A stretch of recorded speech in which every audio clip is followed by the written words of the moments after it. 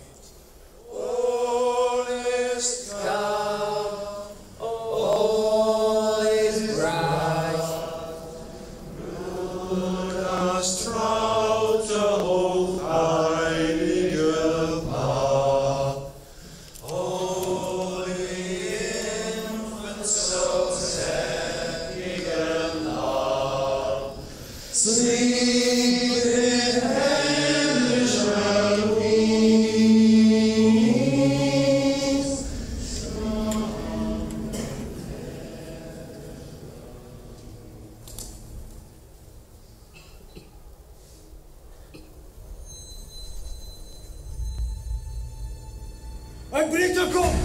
Ein Britter kommt! Jim? Jim! Don't do it! Halt! Er ist nicht bewaffnet!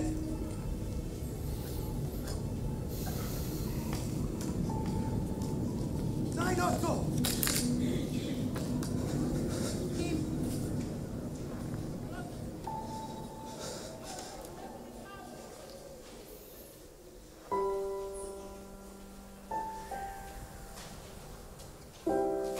My name is Jim.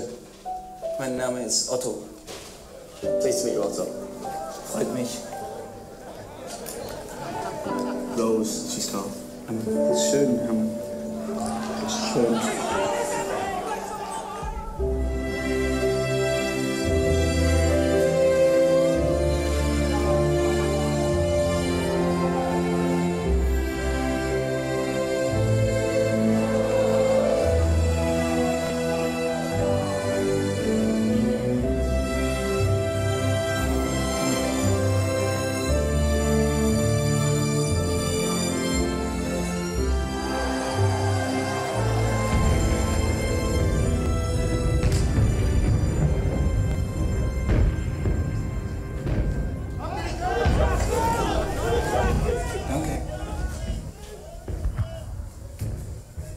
Christmas.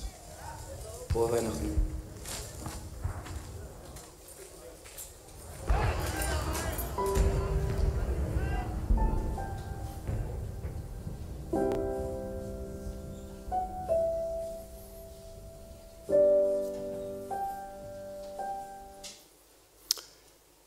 En 2014 se recordó este evento insólito, un evento que ocurrió en el 1914 y que es conocido con el nombre en inglés de Christmas Truce.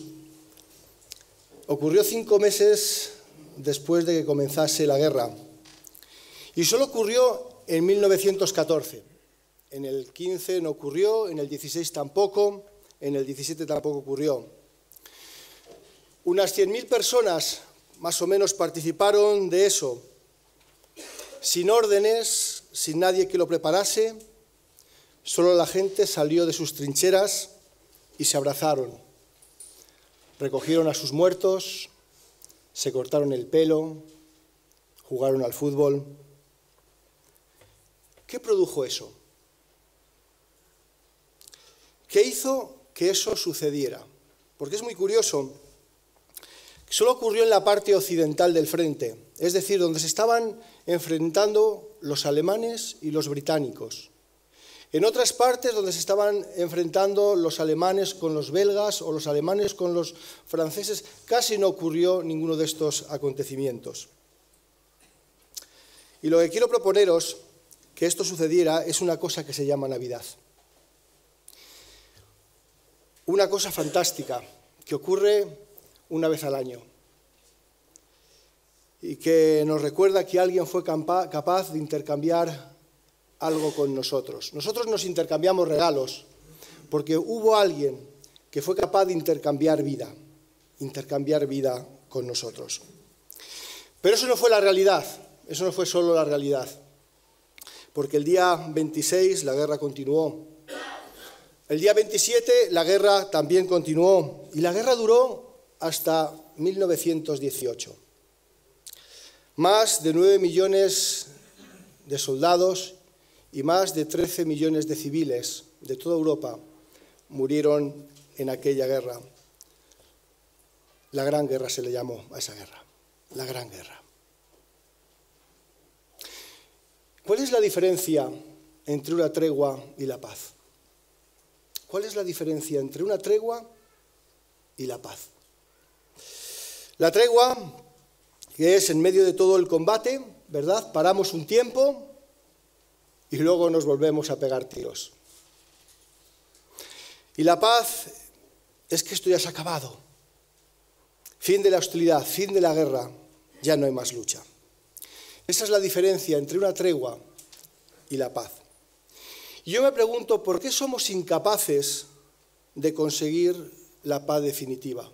¿Por qué solamente somos capaces de conseguir breves treguas entre nosotros? ¿Por qué no somos capaces de conseguir la paz? En el texto de Lucas, en el cántico de los ángeles anunciando a los pastores que el Señor Jesús había nacido, el mensaje que nos puede pasar desapercibido es precisamente el que tenía que ver con ese cántico, que decía: gloria a Dios en las alturas y en la tierra, paz entre los hombres en quienes Él se complace. Y en esas palabras de los ángeles encontramos la razón y encontramos la solución de por qué no podemos hacer nada más que treguas entre nosotros y no podemos conseguir la paz. El primer paso para conseguir la paz es reconocer, obviamente, que existe un conflicto. Si no existe un conflicto, entonces no necesitamos hacer la paz entre nosotros ni entre nadie. Lo primero es entender que existe un conflicto. Y según la Biblia, el origen del mal en el mundo está en el corazón del ser humano, en cada uno de los corazones del ser humano. Pablo, en la epístola a los romanos, lo va a expresar de una manera muy gráfica. Pablo va a decir que el ser humano, en su estado natural, está en enemistad y odio hacia Dios. Es decir, y luego añade, no se somete a la ley de Dios, Pero es que no solamente que no se somete, sino que tampoco lo puede hacer. Es decir, está en oposición y está en enemistad. Y la Biblia nos explica cómo desde el principio Dios nos creó para compartir la relación que Él tenía en el principio consigo mismo. ¿Sabéis? Antes de que Dios crease todas las cosas, solo existía una cosa: relaciones. Relaciones perfectas. La relación que Dios el Padre tenía con Dios el Hijo y la relación que tenía con Dios el Espíritu Santo. Relaciones perfectas. Y Dios creó al ser humano precisamente para compartir esa relación que Él tenía en sí mismo. Él quería compartir esa relación con el ser humano. Y sabemos por el relato bíblico que el hombre decidió dos cosas. El hombre decidió no tener relación con Dios y también decidió hacer el mal. Decidió romper con Dios y decidió hacer el mal. ¿Y qué pasó? ¿Qué pasó desde que el hombre decidió romper con Dios y decidió hacer el mal? Pues lo que pasó es que no solamente se rompen las relaciones con Dios, sino que también rompemos el resto de relaciones que tenemos los unos con los otros. Hemos roto la relación con Dios porque en lo más profundo del corazón del ser humano hay un impulso que dice: nadie me dice lo que tengo que hacer. Ese es el origen de la ruptura del hombre con el ser humano. No hay nadie que me tenga que decir lo que tengo que hacer. Y a veces intentamos esconder un poco ese instinto natural que todos tenemos, pues intentando hacernos creer que, bueno, que somos personas amables, que somos personas cercanas, que somos personas cariñosas. Pero lejos de esto, al final lo que brota es precisamente el egoísmo, brota la autojustificación, brota el ensimismamiento. Cada uno de nosotros, en el fondo, queremos que el mundo gire a nuestro alrededor. Y tenemos un problema muy serio, porque hay mucha competencia, ¿sabéis? Hay más de 7.000 millones de personas que quieren que el mundo gire alrededor de él. Lo tenemos un poco complicado, si queremos ser los únicos. Hay un pequeño rey siempre como Herodes en cada uno de nosotros. Recordáis también este pasaje de la Escritura, ¿verdad? En el que los magos, cuando van y le dicen a Herodes que ha nacido un rey, vemos la actitud de Herodes. Bueno, pues a nosotros nos pasa un poquito como a Herodes. Hay en nosotros un pequeño Herodes en cada uno de nosotros, que dice que se siente amenazado cualquier cosa que ponga en evidencia su soberanía. Y de esta manera lo que estamos poniendo de manifiesto es nuestra hostilidad natural hacia un Dios que vino en Navidad para reconciliarse con nosotros. Pero no solamente existe un conflicto, sino que también se pone de manifiesto nuestra incapacidad para resolverlo. No somos capaces tampoco de resolverlo. En último término, sabemos que lo que necesitamos no se puede comprar en ninguna agencia inmobiliaria.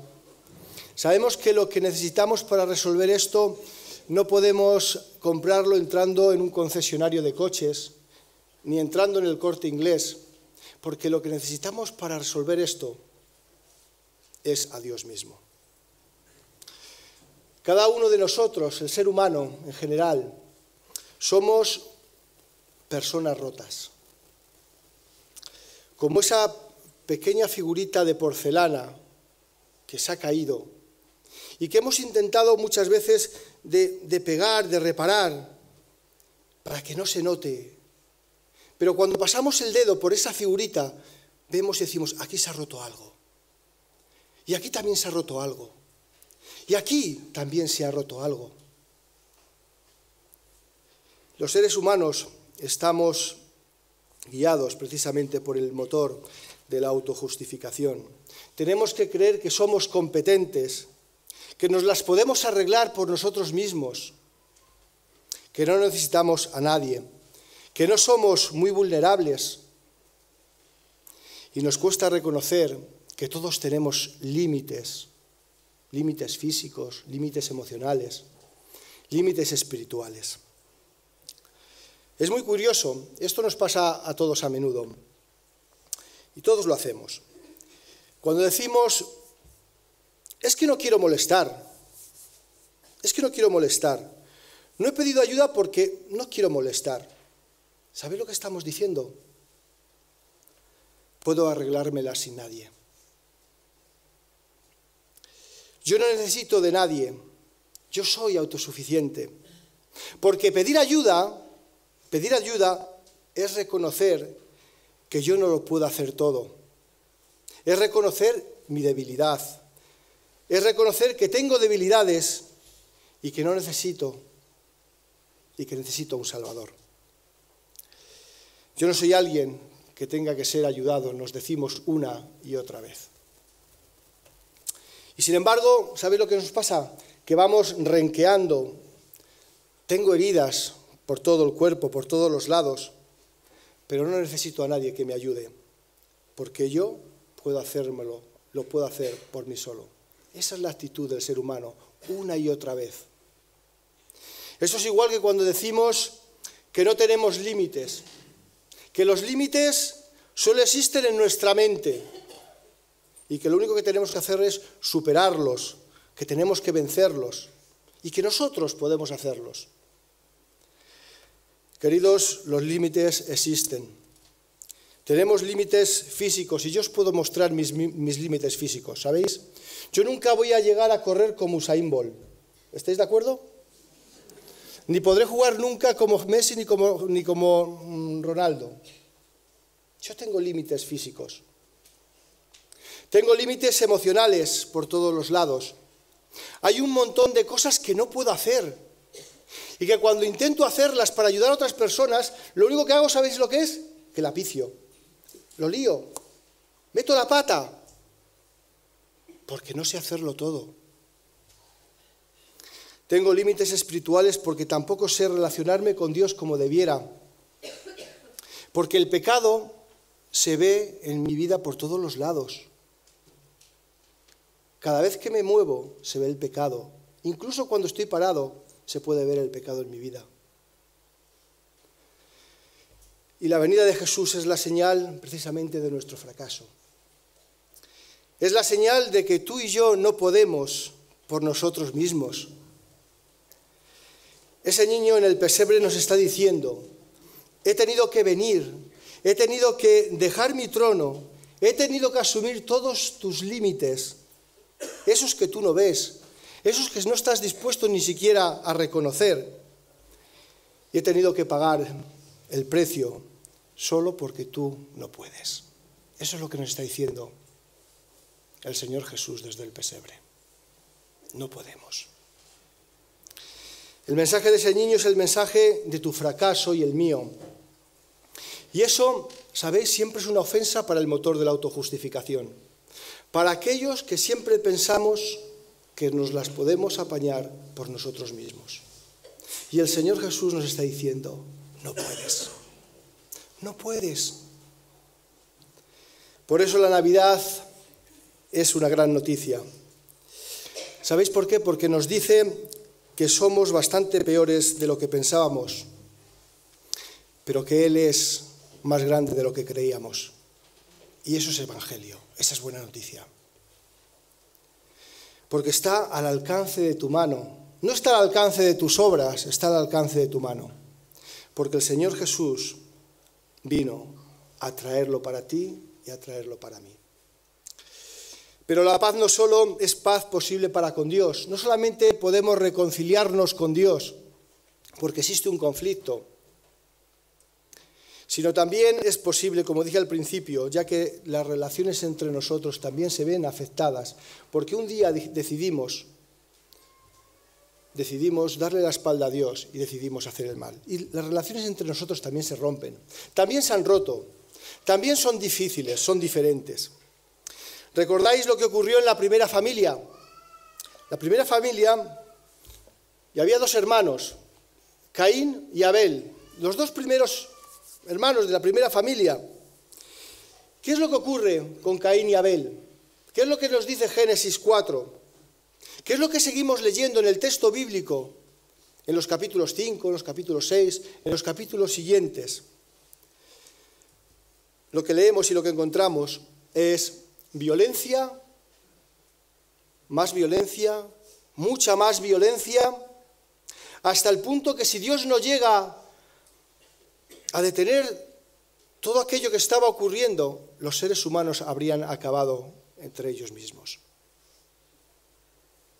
Porque el ser humano es capaz, es la única especie que es capaz de matarse a sí mismo sin ningún tipo de piedad. ¿Qué es lo que sucede en el día de hoy? ¿Es que ha cambiado algo en el día de hoy? ¿Somos diferentes a Caín y Abel? ¿Somos diferentes a todos aquellos que encontramos en los primeros textos de la Biblia? ¿O no tenemos armas nucleares como para poder destruir a toda la humanidad? Si Dios no lo detiene, nosotros hemos creado la capacidad para poder destruirnos a nosotros mismos. Y no hay nada más constante en la historia de la humanidad como la violencia, los genocidios, la guerra. No sé si os habéis parado alguna vez a pensar que desde que el mundo fue creado hasta nuestros días, no ha habido un solo año en que no haya habido guerras en el mundo.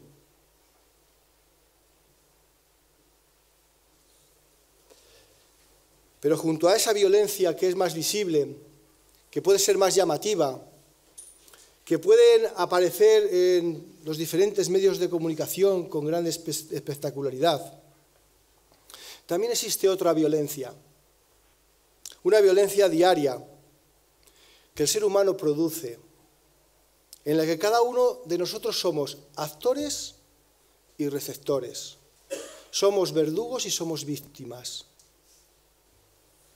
Hablo de la violencia en las familias, ¿verdad? Los malos tratos, las humillaciones, los motes, el excluir, el discriminar. Hablo de relaciones rotas. Hablo de relaciones rotas. Hablo de personas que no tragan a otras personas, de personas que no se hablan con otras personas y que no son capaces de mantener la mínima cordialidad. Hablo a lo que afecta a muchas familias. ¿Sabéis? Hace unos par de años, si no me equivoco, salió en uno de los periódicos nacionales una guía que era la guía emocional para sobrevivir a la Navidad. 10 consejos para sobrevivir a las relaciones de nuestras mesas con nuestras familias. Bueno, Lidia a lo mejor tiene ya cita para el mes de enero para muchos, pero eso es lo que decía el resaltado de ese artículo.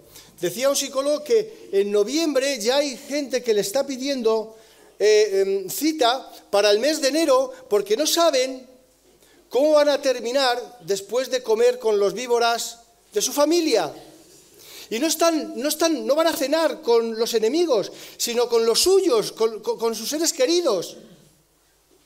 Y no somos capaces ni siquiera de vivir entre los nuestros. Es en este contexto, en el contexto de las relaciones rotas, en el camino en el que cuando nos separamos de Dios, comenzamos un camino de ruptura con el resto de las relaciones.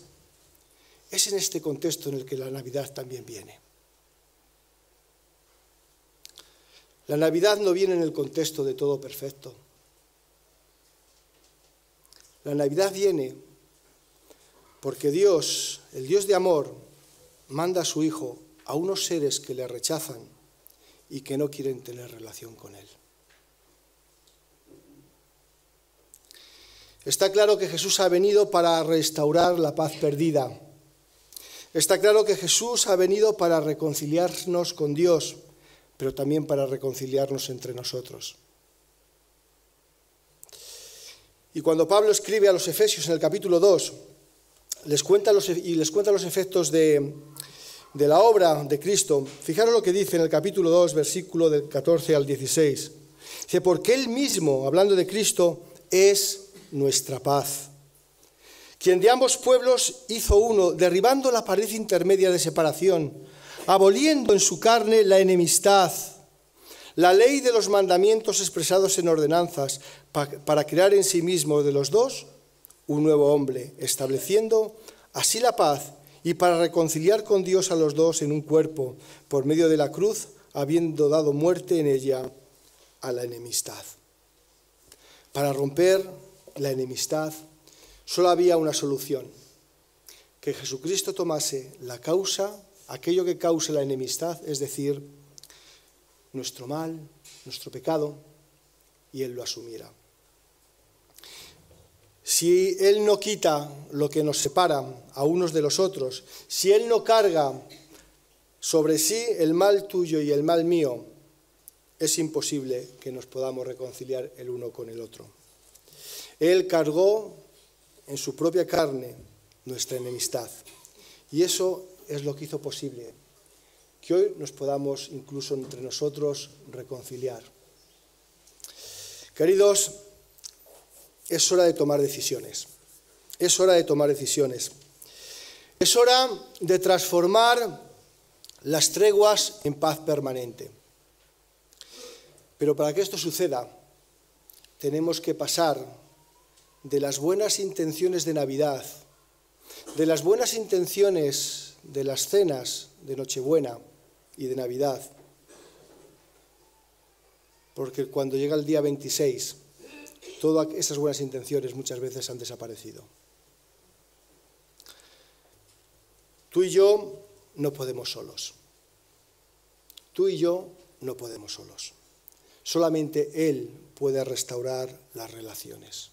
Solo Él puede hacer gente nueva.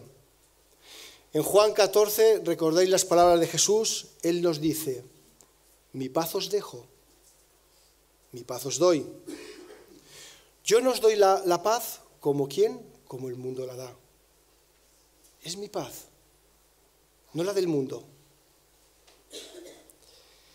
Porque nosotros solo podemos construir la que el mundo da. No tenemos nada más capacidad que construir pequeñas treguas. La paz del mundo es la paz de la ONU, la paz de los políticos, la paz de nuestros trabajos, la paz muchas veces de nuestras cenas también de Navidad. Y solo hay Navidad cuando solamente hay paz cuando experimentamos la paz de Cristo en nuestras vidas. Solo cuando el carácter de Cristo es parte de nuestro carácter, es cuando podemos experimentar la paz, la verdadera paz.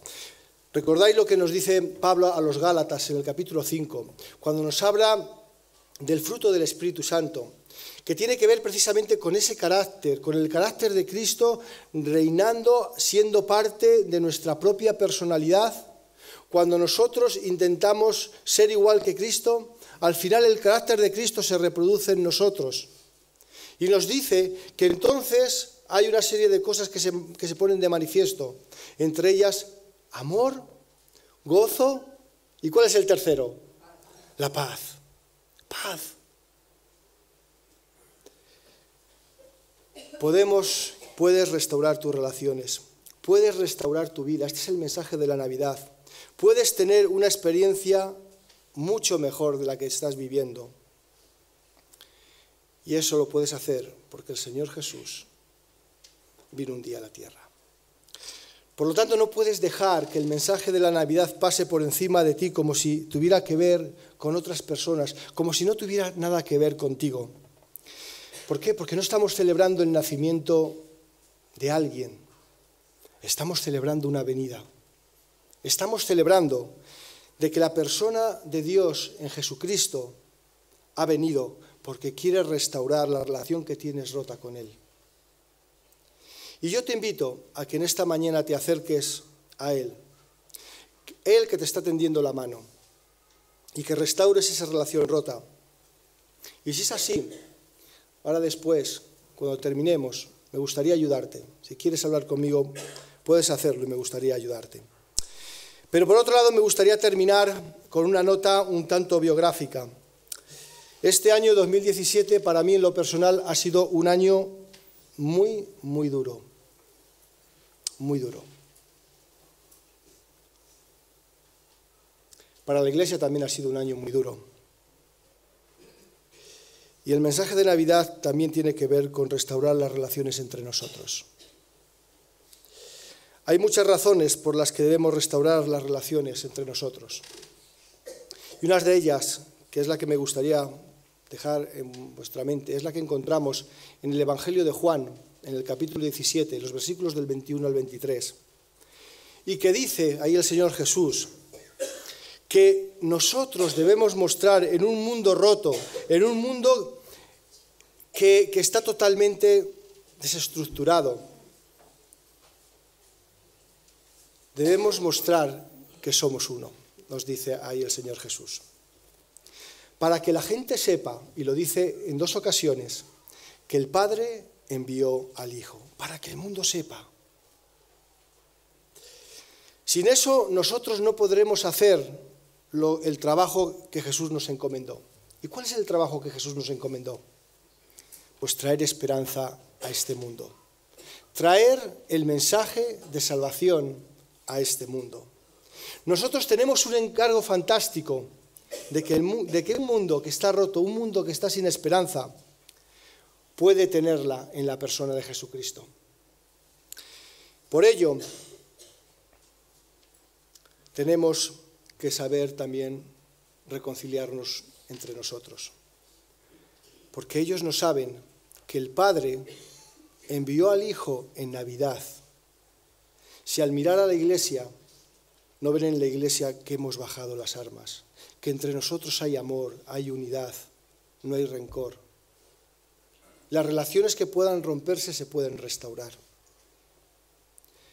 Nosotros tenemos la capacidad de facilitar o de dificultar que las personas a las que hemos sido enviadas conozcan a Jesucristo. Y para terminar, me gustaría terminar con un texto, Mateo 5, 23 y 24. Un texto del Sermón del Monte, que dice: por tanto, si estás presentando tu ofrenda en el altar, y allí te acuerdas que tu hermano tiene algo contra ti, no dice que tú tengas algo contra tu hermano, sino que que tu hermano tiene algo contra ti. Deja tu ofrenda allí, delante del altar, y ve, reconcíliate primero con tu hermano, y entonces ven y presenta tu ofrenda. ¿Qué significa este texto? ¿Qué significa este versículo? Este versículo significa que lo que Dios me está diciendo a mí esta Navidad es que deje todo. Es que no haga nada más hasta que me reconcilie con mi hermano, para que la salvación pueda seguir fluyendo en el pueblo que Dios nos confió. Así que si tú tienes algo contra mí, yo tengo que venir a ti en esta mañana. No es tu responsabilidad, es mi responsabilidad. Si tú tienes algo contra mí, es mi responsabilidad venir en esta mañana a ti. Y si yo te he herido, yo, Miguel, ¿vale? Si yo te he herido, si te he creado algún daño, si advirtiéndolo o no, te he hecho algún daño, te pido perdón en estos momentos. En 365 días que tiene este año, he podido dañar a muchos de vosotros, y lo siento. Yo no proclamo una tregua, yo quiero proclamar la paz. No os digo lo que tenéis que hacer vosotros, digo lo que tengo que hacer yo. Lo que la Biblia me dice que yo tengo que hacer. Yo quiero hacer mi parte. No hay nadie aquí o fuera de aquí al que no quiera en esta mañana abrazar, al que no quiera desearle feliz Navidad. Y este abrazo no es un simple formalismo, porque necesitamos ser la Iglesia que es la esperanza para esta sociedad y para este mundo. Por lo tanto, hermanos, si alguno de vosotros os ha hecho daño, os pido perdón. Os pido perdón. Vamos a orar. Señor y Padre, muchas gracias porque tú has venido a este mundo, Señor. Y en esta mañana recordamos que tú has venido a este mundo. Gracias porque recordamos que somos incapaces. Reconocemos que tampoco somos ni tenemos la capacidad nada más que de causar el mal, de que nuestra relación contigo en más de una ocasión la rompemos, Señor. Que solamente somos capaces de hacer pequeñas y breves treguas contigo y entre nosotros. Pero muchas gracias porque tú viniste. Muchas gracias porque tú te encarnaste. Y porque si podemos restaurar nuestra relación contigo y entre nosotros, es por la obra que tú hiciste en la cruz del Calvario. Queremos darte muchas gracias porque la Navidad significa esto. Significa que has hecho la paz, que te has reconciliado y que quieres reconciliarte con el ser humano. Que nos estás abriendo los brazos y que estás tendiendo nuestras manos, no porque nosotros seamos merecedores de todo eso, sino porque realmente tú nos amas. Y tú has dado el primer paso. Nosotros te hemos ofendido, pero tú eres el que vienes delante de nosotros a reconciliarnos. Y yo, Padre, quiero darte muchas gracias por ese mensaje, por esa buena nueva, por esa noticia, que es la noticia que también tenemos que divulgar a este mundo. Muchas gracias porque tú nos has puesto a todos nosotros como parte de tu iglesia, de tu cuerpo, para ser esos mensajeros que llevan esa buena noticia. Pero para ello queremos también, Señor, ser conscientes de que debemos de igualmente bajar nuestras armas, ser uno, como dices tú, para que el mundo sepa que tú enviaste al Hijo en Navidad. Gracias, Señor, por todo ello. Te lo rogamos en el nombre de Jesús. Amén.